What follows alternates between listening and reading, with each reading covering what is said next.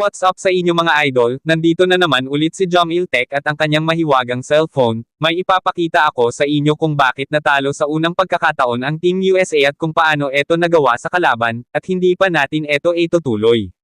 Intro muna po tayo. Pinakita ng Lithuania laban sa USA at makikita dyan ang magandang screen ng Lithuania sa USA para hindi sila masyado makalapit sa pag-shooting sa labas o titira ng tres, at makikita dyan ang dalawang player ng Lithuania na maganda ang pagkagawin ng set play sa kanilang team. Gagawin natin ang slow motion para makikita talaga kung papaano nagawa. At sa hindi pa nakasubscribe sa ating munting YouTube channel, pasubscribe naman para aabot tayo ng 5K subscribe. Kasi maganda naman ang ipinakita ang shooting sa labas ang Lithuania, kaya halos ng mga player nila nasa labas na, at makikita dito ang tatlong player ng Lithuania nasa labas, at sila yung ang may magandang percentage na shooting sa labas.